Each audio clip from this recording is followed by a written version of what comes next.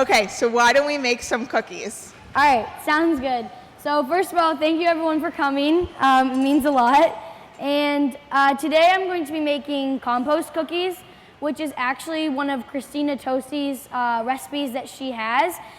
Basically, you can put anything in these cookies, so it's kind of like a chocolate chip cookie base, and then there's all kinds of ingredients that you can add. You can add anything on hand. You can add, today I'm adding potato chips, oatmeal, chocolate chips, peanut butter chips, coffee, kind of anything you have around the house, marshmallows and graham crackers and all that kind of stuff you can also add. Basically, I like to start with kind of basic chocolate chip cookie base. So I'm putting in some butter and fill that in. Basically, I've never been to her restaurant location in New York City, but I like to try and recreate her recipes at my house so that when I go, I can try to kind of compare. So I'm basically just going to put some butter, some brown sugar, some white sugar, and some light corn syrup. And the reason I put in the corn syrup also is to help balance, because there's also lots of salty things that you're also going to add. So to have a little bit of extra sweetness helps cut the saltiness. And then basically what I'm just gonna do is on a low speed, just help that cream together. And I love this recipe because I like making kind of crazy and not usual recipes. So I like to have kind of the freedom to put kind of whatever I want into the recipe, and anything you want can go into the cookies. So next, I'm just going to crack one egg in. And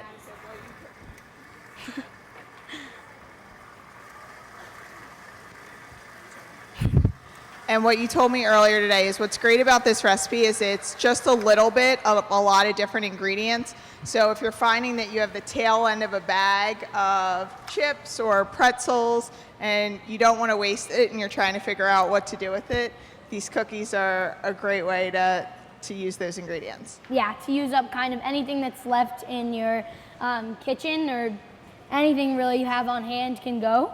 And now I'm just going to add some flour and some baking powder and baking soda.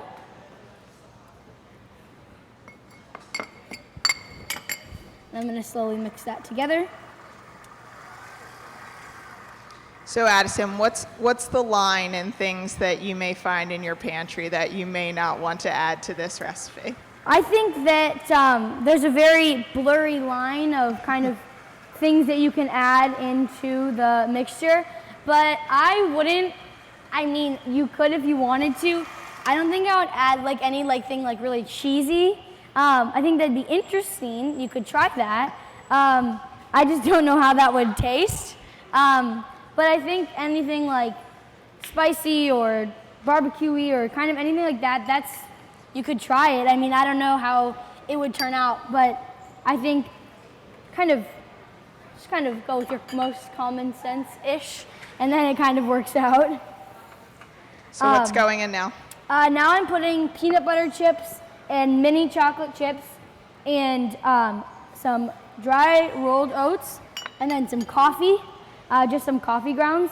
And the reason I'm putting in all the smaller things first is because if you put them in with the pretzels and the chips, then after everything's mixed in, the pretzels and the chips will become like a powder, and they won't be really crunchy and like big chunks of them that you can actually taste and see.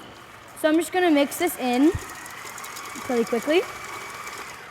And once it's mixed in, I have about a cup of pretzels. You can kind of add how much you want. And then about 2 cups of potato chips. These are just any potato chips you have, just work.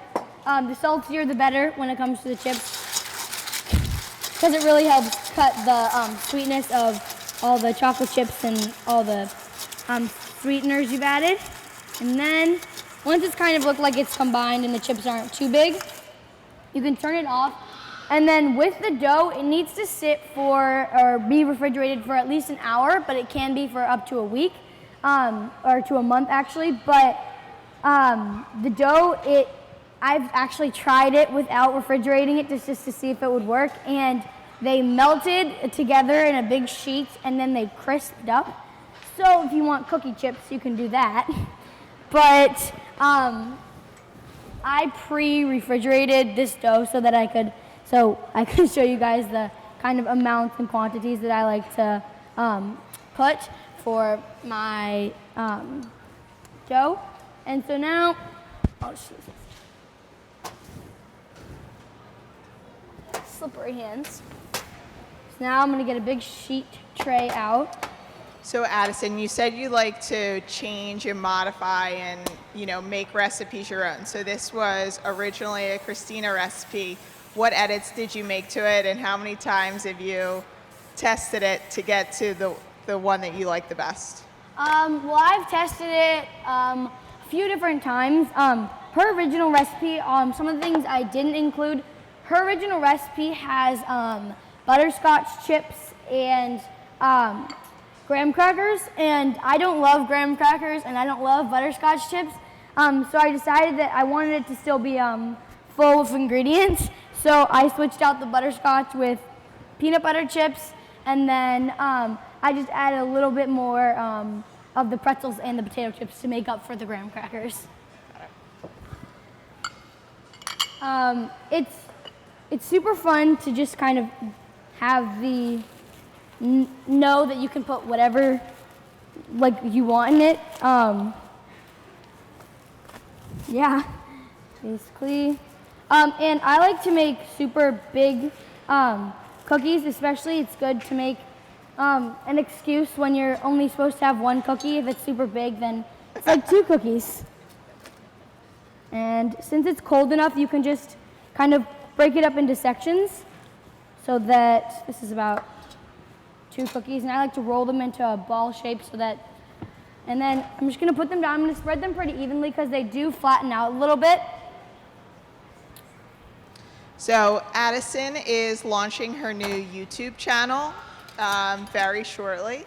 Yeah, I'm working on it. I'm trying to get different kind of, I want there to be a bunch of different kind of videos on it, so I want to keep up with the trends, but I also want to include lots of different cooking videos because that's kind of what is like my base of the channel. Yeah, really excited. It's probably going to be up within the next month or 2, maybe even sooner. Yeah, I've been wanting to do one for a while now, and just kind of perfect timing. And school's about to start. So Addison, when you cook at home during the week, are you mostly baking or are you cooking dinner a couple nights a week? Well, I cook dinner 2 or 3 nights a week. I just think it's really fun to be able to come home after being with my friends or being at sports or being at school. I think it's fun to come home and be able to do another thing I love, so the day kind of doesn't end until I'm ready to go to sleep, which is kind of fun, so I can always be doing something that I love to do. And who cleans up the kitchen when you're done? Well, cleaning up the kitchen is something I'm working on. I'm not so great at it, so my parents aren't so happy about that part of everything, but they usually help me a lot cleaning up the kitchen. Are you a messy chef? Yes, I really try to keep a clean station, but it usually does not work out for me. I'm just not a very clean person. I like to keep my own definition of clean. So if anyone doesn't know, Addison is actually a local to the area. She is from the Oak Park River Forest area of Chicago. So we're very close to her home. Yeah, it's just like 30 minutes-ish away. Are you ready to go in the oven? Yeah. Okay. Do you want to come down first? Sure. Go ahead.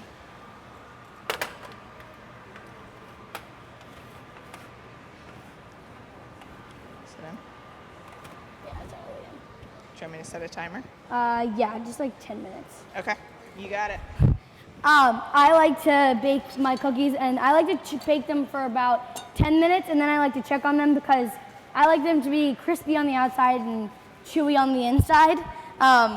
So just do that and grab a towel really quick. So what's great about all Blue Star ovens, I don't know if you guys saw this massive cookie sheet that Addison was using, but all Blue Star ovens fit full-size commercial cookie sheets. And what's great about that is you can make a few very large cookies so that you make your one cookie really count, or you can make a lot of really small cookies. So it's especially great around the holiday season where you're just trying to crank out all of those cookies in one night. Yeah, perfect. Yeah, I love baking cookies around the holidays, especially around Christmas. I use my great-grandmother's sugar cookie recipe, which my whole family's been using for many years. So it's perfect so I can make lots of them and send them out to my family. Do you decorate them?